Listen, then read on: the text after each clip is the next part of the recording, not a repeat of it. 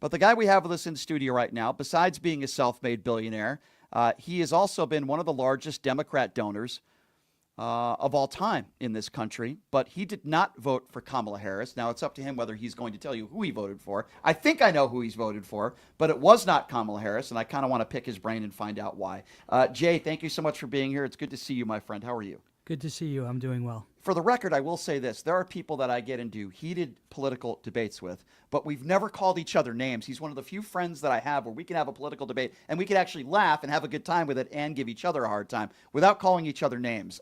So that's a good thing, right? That's a very good thing. I think people have forgotten that everybody else is more than just their politics, and people get so heated now and so engaged in a position they forget everything else. But you're also a smart guy, you're educated, and a lot of the people that I name call are people that are stupid. So I'm sorry. I'm just being honest with you. You're a smart guy. All right, so it doesn't mean we're going to agree on everything, but anyway, thank you so much for being here. All right, so let's start with why you didn't vote for Kamala Harris.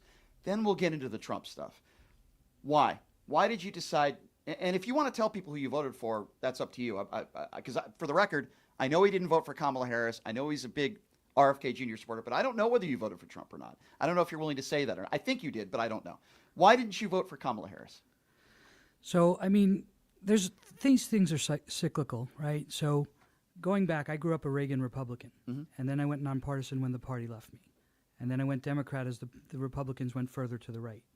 And now about a year and a half ago, the Democrats started tacking too far to the left.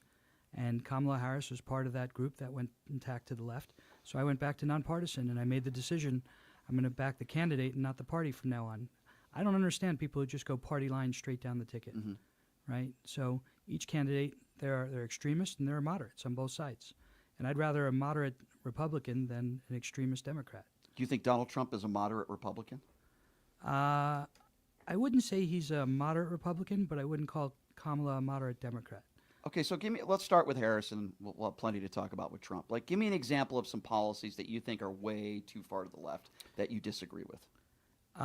Well, I mean, started with Defund the Police. She was a part of that movement. What do you mean? But hold on. Not a movement, a policy, because I respectfully disagree with you. She wasn't in favor of defunding the police. What she was in favor of and what Joe Biden was in reallocating funds from one precinct to another that wants better training. I wouldn't characterize that with defunding the police, just taking money away from the police. It wasn't from one precinct to another. It was from the police to mental health specialists. But mental health specialists are not equipped to address violent situations. I understand what you're saying. And then that morphed into let's have police-free zones. Well, I understand what you're saying, but let's stick with defund the police for a moment. It's not like Joe Biden's policy and Harris's policy. They've never said on the record, and they never implemented a policy that just takes money away from police. What they have done is they've moved money from certain precincts to others. Now, you can disagree with that. If you don't think that you don't agree with, then that's fine. But let's talk about that. But when you say defund the police, it makes it sound like they just want to take money away from police officers and lower salaries, and that's just not the case. So I just want to define it correctly. They're moving money from precincts. You agree with me on that, right? Well, not from precincts. They're moving money from police to mental health. And while I agree mental health needs for better more training, while I agree that mental health professionals need more funding, it shouldn't come at the expense of law enforcement. So you don't think they should be moving funds? You just think they should add more funds? Is that? And by the way, in some cases they have, but guess are the group of people that have not helped with mental health, not just with police officers, but in general? Republicans. Democrats have tried to pass bill after bill after bill when we talk about gun control and other issues facing the nation when it comes to health care, by the way, and we'll get to that. And Democrats are the ones that seem to want to push, and I'm with it, more mental health, more money to help those that are mentally ill. Jay, I agree with you, but it's not the Democrats that are taking money away from mental health. It's Republicans. Just look at their voting record. Well, we're talking about taking away money from the police and law enforcement. Right, but we're talking about reallocating funds for police. You're saying you disagree with that. Okay, and that's fine. just that's one of several policies. Okay, so we'll agree to disagree on that. I wouldn't define it as defunding the police. I would define it as reallocating funds from one area to another. But go ahead, give me something else. I'm also concerned. I was concerned about her position on Palestine and Israel. She seemed more favorable to the Palestinian people, and I understand the victimization of the Palestinian people, but they're not the victims of Israel. In my opinion, they're the victims of Hamas, who use them as human shields. But it's like the far left have taken the position that history starts on October 8th, and they completely ignore the provocation of October 7th. And they blame Israel for defending itself. I've And- never heard Kamala Harris say that she blamed Israel for defending themselves. What I've heard her say is what Joe Biden has said, and by the way, I agree with them, which is, and by the way, I think you'll agree with me, very complex and difficult situation. It's horrible what's happening there. But they've said constantly, Israel has the right to defend themselves. Kamala Harris said in a debate, so did Joe Biden. Israel has the right to defend themselves. We would do the same. But they also have a responsibility. Now, I'm not saying this is easy, Jay. This is a very complex situation for any president, by the way, for any administration.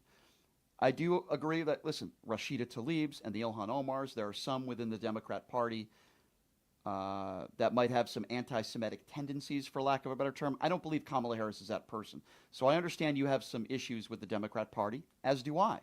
But if we're strictly talking about Kamala Harris and Joe Biden gave Benjamin Netanyahu more artillery than any president in history. This is a horrible situation, and I think you'll also agree with me. It doesn't matter whether you're an innocent Palestinian child that dies or an innocent Israeli child that dies. It's horrible. The innocent loss of life is terrible. However, you have a group of people, Palestinians, I've spoken to many of them, and I haven't found one person from Palestine who live here that I've talked to, and I've had some of them in studio that think that Israel should exist. You have a group of people that think Israel should not exist. Am I saying they deserve to die? Absolutely not. But it's very difficult to negotiate with a group of people that think your country should cease to exist. And if Israel wanted to wipe Palestine off the face of the earth, which, by the way, they're not going to do that. I don't want them to do that, but they have the ability to do that if they wanted to. It would cause another world war. We don't want that to happen. There are plenty of Palestinians that live in Israel. If they hated the Palestinian people that much, they wouldn't allow them to live in their country. I'm not saying I have all the answers. It's a very difficult situation. It's a very nuanced problem. Yes. And in that regard, you have some people in Gen Z and millennials whose sole source of information is a 20-second TikTok video, and they're out there protesting in support of Palestine, in support of Hamas. Right. Right. Well, anybody who supports Hamas is a complete imbecile. Okay, right? But there's people that don't understand the difference. Well, listen, I agree with you, but that's a whole nother can of worms. And by the way, those are people that are not supporting Kamala Harris, by the way. Those are people that are protesting. I don't think you're going to find Republicans at pro-Palestine rallies. Well, there are people that were protesting Joe Biden and Kamala Harris outside the DNC that were pro-Palestinian people. But anyway, but you talk about misinformation. Last statistics I heard were almost 3 out of 4 Republicans still say Trump won the 2020 election. And this is where we get into Donald Trump, doesn't democracy matter to you? In a sense that I understand you might not like some of Kamala Harris's policies, which is a fair conversation to have. Well, but this and is we a man haven't who finished still that conversation. So before we switch over to the next topic, right? There's a laundry list of positions that Kamala Harris has taken. Okay, go ahead. That are problematic, right? So we have the Palestine issue. We have unrealized capital gains tax. I think that would be economic disaster. And you think the tariffs are not?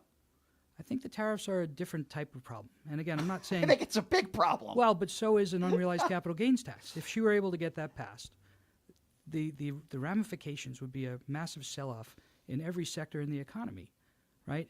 If you have a house that's worth $1 million, and it's not $1 million today is not what it was 10 years ago, right? If you have a house that's $1 million and it goes up to $1.2 million in value, you have to pay $50,000 in taxes. Write a check, even though you haven't sold your house. Where's it going to come from? You're going to have to borrow against it, or you're going to have to sell your house.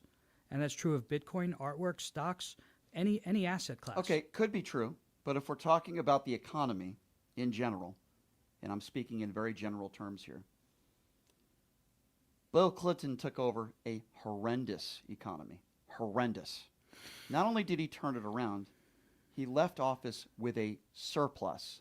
$400 billion surplus. And then who took over after Bill Clinton? I understand. Okay, well, let's go through this. George W. Bush, who left Barack Obama with a toilet for an economy. Correct. Obama worked his ass off for 8 years to try to turn it around. He did. He cleaned up the mess that George W. Bush left behind. Don't even get me started with the war in Iraq and what George W. Bush did 9/11. He didn't do 9/11. Well, and Obama cut $1 trillion a year in spending. Right. Right. So Obama he was did a great good job. president when it comes to fiscal responsibility in the economy. So was Bill Clinton. Then what happened? Barack Obama turned it to a man who I suspect you voted for. I suspect. I can't confirm because he hasn't told me. left it off to Donald Trump. We know the economy that Donald Trump left for Joe Biden. Now, people will say, well, listen, a big part of that is because of COVID. Okay, I'm not going to blame Donald Trump for COVID, but you're damn right I'm going to play him, or at least I shouldn't say play him. I'm going to say that I hold responsibility for the way he handled COVID. 15 cases down to 0. It's going to be gone by Easter. It was a disaster, and Barack Obama left him a plan on how to deal if we face a global pandemic. What did Donald Trump do with that? He threw it away just like he wants to rip up parts of our own Constitution. And now we had Joe Biden. By the way, Trump put us $8.2 trillion in debt. If you want to talk about, Republicans want to talk about fiscal responsibility. And then we have a guy named Joe Biden who takes over. Inflation now is under 3%. Unemployment is at 4%. Black unemployment is at 5.2%. Stock market through the roof. You know, because we've had conversations like this off the air. Joe Biden's done a decent job, and I would say a good job, in turning another terrible economy around. So we look at the history of this country. I've just given you the last 30 years. Well, you've given me part of the last 30 years. I mean, Joe Biden also added $9 trillion to the debt. So, right? And Obama added $8 trillion to the debt. Now, he did it in 8 years. Trump and Biden did it in 4 each, right? So, but, I mean, there's a trend here.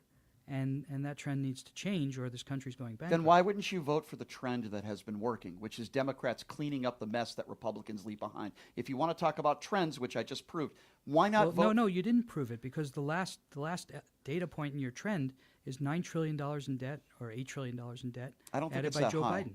I think it is. I don't think it's that high. I'll have to look that up, and maybe somebody can call us and ask us how much debt Joe Biden got us in. And if that, I don't know the answer to that. I'm not going to sit here and lie or pretend like I know the answer, because I don't. What I do know is that Trump got us $8.2 trillion in debt in 4 years. And you look at all the earmarks, for lack of a better term, of what Biden has been able to do with inflation, what Biden has been able to do with the unemployment numbers. And I think it's admirable. The reason, yes, the metrics that you provided are accurate, and the economy's doing well in those areas. But we had a point where inflation was 8-9%. Why? Why do you think that is? Well, the problem is real wages didn't keep up with that. So people's buying power didn't keep up with the cost of inflation. Now inflation's leveled, and it's down to under 3%. And I'd like to think that some of Joe Biden's policies help lead to that, where we are at now as a country. And I think a lot of people are ill-informed when it comes to where the numbers are at. Now, I know there's people in this country. That's why people are struggling. Well, I know that the real wages didn't keep up with the inflation during Biden's term. I know that there are people in this country. And you have Kamala going on news interviews saying that she's going to continue the same. What would you do differently than Joe Biden? Well, first of all, the way so she's going to do a lot differently than Joe Biden. The way she answered that question. She's not going to be president. So the question, that's different. The way she answered that question on The View was a poor answer. Okay, but she wanted to. She's obviously not going to be able to implement it, because we have Hitler Jr., Stephen Miller, that's going to be in charge of policy. But anyway, that's another story.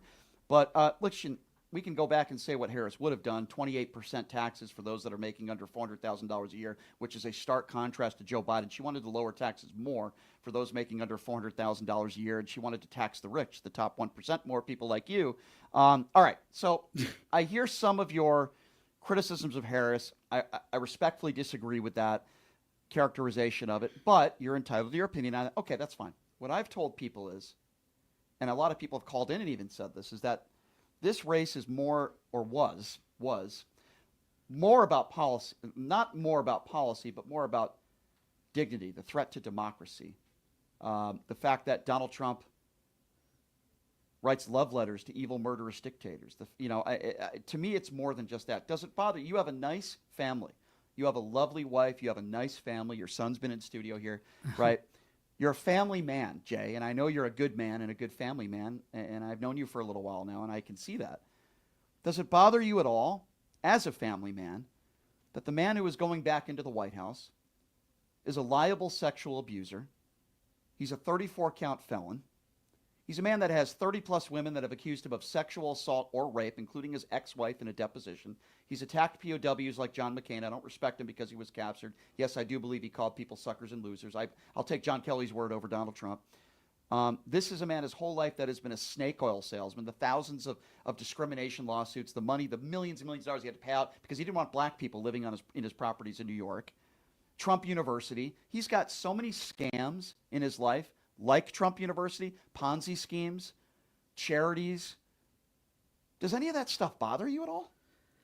Well, of course it bothers me to the extent that it's accurate. I mean, I've seen a lot of stuff in the media that's not. And if you look at the media placements that are out there, it's 80 to 90% positive about Kamala and 80 to 90% negative about Trump and almost 100% negative about Kennedy.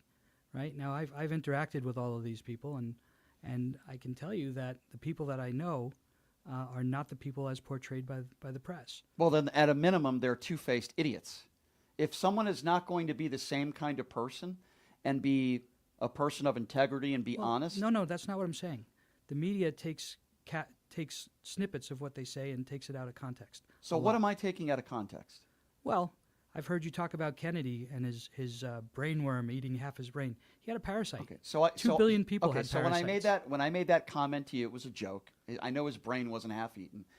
I was the first interview, as you know, when he came on this show. That's not why I don't like Robert F. Kennedy Jr. I want someone in any powerful position. We could be talking about the president. We could be talking about Secretary of State. Heck, we could be talking about a principal at a school. I don't want somebody that is a mass cheater, whose ex-wife committed suicide after reading his diary. I don't want somebody that lives off their last name. I don't want somebody that says that vaccines cause polio. I don't want somebody that stages a bear murder in Central Park. That's abnormal, crazy behavior. He's a kook. At a minimum, I think we should be able to agree on that. He's not normal. He's a kook. And I don't think he's a good man. So I start with there, right? And do I think a worm ate half his brain? No, I don't. I made a joke about that, and that has no bearing in my opinions of him. I can tell you, he's not a kook. Not at all. The media makes him into a kook. He admitted to staging a bear murder in Central Park. That's a normal thing to do. The media says he's an anti-vaxxer, right? He claims he's not an anti-vaxxer. He's been caught on a podcast saying he doesn't think that vaccines are good. He couldn't even name one thing that's good. No, that's not what he said. Well, I played it. I mean... That's not what he said. He's anti-vaccine mandate. He thinks that there should be information available for people to make informed decisions about whether or not they want to take a vaccine and what they put in their body. Jay, he was caught on tape saying that he thought that COVID was targeting ethnicities and then helping other ethnicities like black people and Jews. He was caught on tape. I played that on my show. That's crazy stuff, Jay. That's not normal. Now, what you said, I would be okay with that. But I'm going by the other things he said in the past. And you know what else I don't like about Robert F. Kennedy Jr.? I don't like the fact that he tried to reach out to the Harris campaign first, and they said they didn't want anything to do with him. And then I believe he would have taken a job with Harris if she won, because that's what ultimately Robert F. Kennedy Jr. wanted. He's an opportunist, and he wanted a job in an administration. Look, and he has said disparaging, horrible things about... We have a very serious problem with pharmaceutical companies and insurance companies and the whole medical complex. We have a very serious problem. There are cures that are not getting through because treating the symptoms in perpetuity is more profitable. It's a profit motive that's hurting Americans. And there's also on the food side, the food supply. We have thousands of things in our food that are illegal in Europe, right? You go to Europe and you have a chicken sandwich, it's like 7 ingredients. You go to a chicken place here and you have 34 ingredients, right, for the same chicken sandwich. Then why did you give us Chick-fil-A at your Beetlejuice party? I'm sorry, that was a terrible joke. Go ahead, I'm sorry. Listen, Jay. You know what? Because that's what's available here. But Jay, that's I don't disagree with anything you said. But that's what he wants to attack. It's not a Trump or Kamala thing. He needs to be in a position of authority that he can do something with what knowledge he has. I don't disagree with anything you just said, except for putting him in a powerful position, because it doesn't, in my opinion, it doesn't discount all the things that I've said. I don't think this man has any moral compass. I think he's crazy, beheading whales and staging murders of bears in Central Park and claiming that the vaccine causes polio. And listen, I can go on and on with the list of things that he has said in the past that are bat-you-know-what crazy. But let's forget about Robert F. Kennedy Jr. for a moment, because I can go through the list of the people that he's going to hire. Let's go back to Kamala for a second. Kamala and the Biden administration. And again, I know I've had lunch with Kamala. I've spent plenty of time with Joe Biden. I think he's a good person. I think Kamala's an okay person. But they suppress free speech. They took the position that they know best, and instead of putting all the information out for everybody, they were going to suppress dissident opinions. They were going to quiet people that disagreed with them. Who were they quieting? Well, Robert Kennedy for one. You had Mark Zuckerberg come out and He didn't- admit. but he You had didn't- Mark Zuckerberg come out and admit that the government pressured him So, to censor Do people. you with think you this- should be allowed to go on social media and put out medical misinformation? Well, I think you should have the freedom to say whatever you want and But let if it's a people private, decide what's true or if it's not. if it's a private business, Let me. they Who have the right. decides? Who decides what's misinformation? The business. Now, Mark Zuckerberg could say he was pressured with an email saying, now, if there's evidence that he did something and then the government punished him for not suppressing something, that's one thing.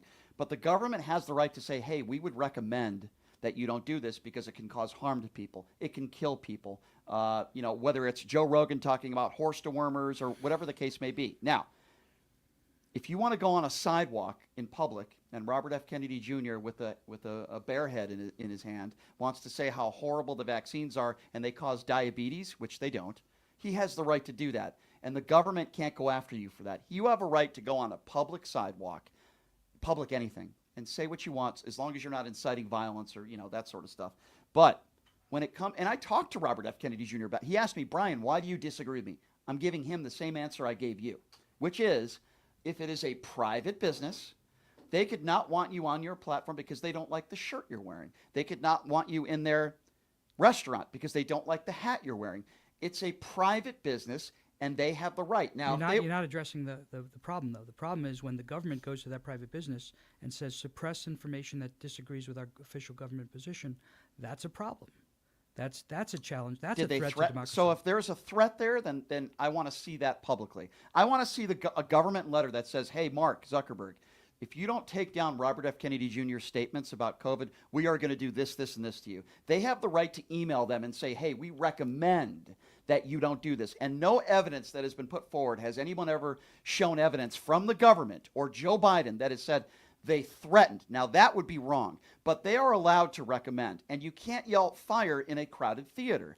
You shouldn't be allowed. You can't falsely yell fire in a crowded theater. You can't, then you shouldn't be allowed to go on social media. Now, Elon Musk can do whatever the hell he wants to because X is a cesspool of hatred and bigotry and racism. A fire is an objective thing. If the theater's on fire, it's on fire, right? But and when you say the vaccines cause polio, that's not an opinion. You're just a moron if you think that because there's no evidence to back that up. So there's plenty of evidence that the COVID vaccine had side effects that, and Kennedy spent a lot of time walking me through charts from the Mayo Clinic and all kinds of reputable institutions that said that there are side effects to the COVID vaccine. Okay, well, there's going to be, but Jay, there's going to be side effects to any vaccine. Right. And I don't want to get into a whole vaccine conversation here, but the bottom line is there's always going to be side effects. The vaccines are overwhelmingly very safe. Right. And so what Kennedy's position is, tell everybody what the side effects are and let them make their own decisions about whether or not to take a vaccine, any vaccine. Well, for the last year, all I've heard him do is say negative things. What the government said, well, he doesn't believe that he thinks that the COVID vaccine in particular did more harm than good. Okay. Right? Well, I think that's an absurd take, but let's go to Donald Trump now because, as I mentioned, the lack of moral compass, character, attacking our brave men and women in uniform, all the sexual abuse allegations. He is a liable sexual abuser. I just don't understand. And look at what he's done. He hires this guy as the border czar, Tom Homan. Wants to deport 20 million people. They are implementing Project 2025 as we speak.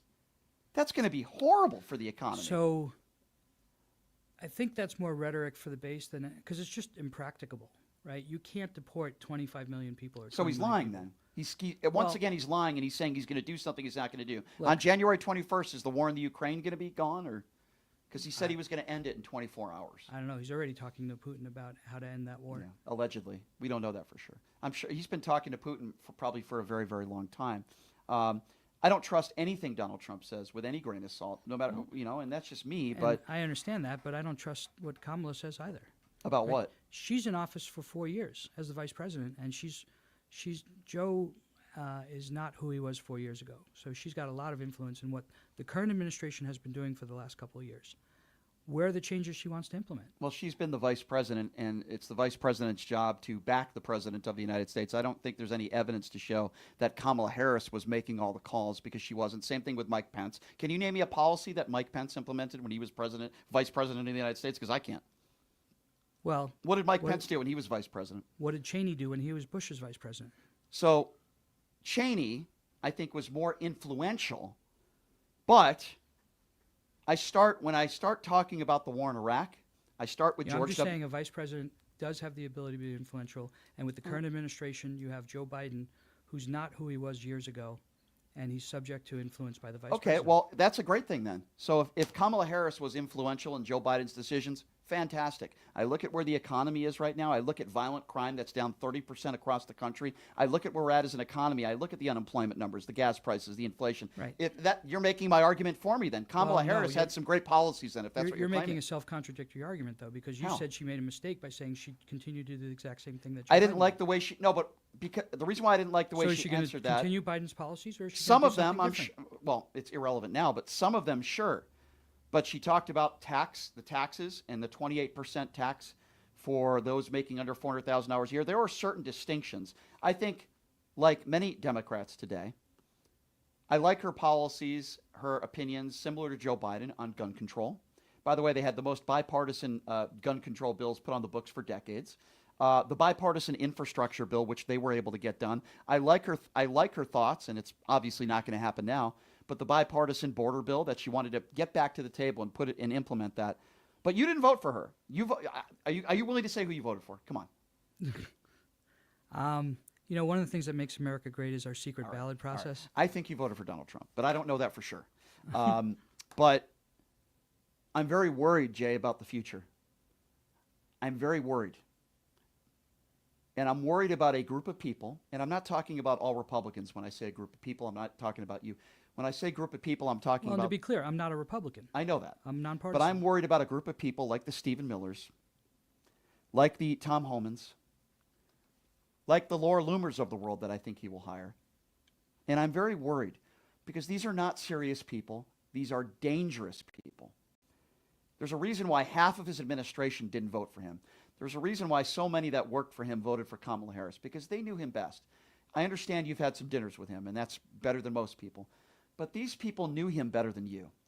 The John Kellys of the world, five-star generals, his former vice president, people that worked alongside him, that have warned what a threat he is to democracy. He is not one for customs and norms, right? So anything that's not codified as a requirement, if it's not convenient to him, even though it's been a common practice for the past 200 years, it doesn't matter. But I don't see January 6th as, well, that just wasn't a norm.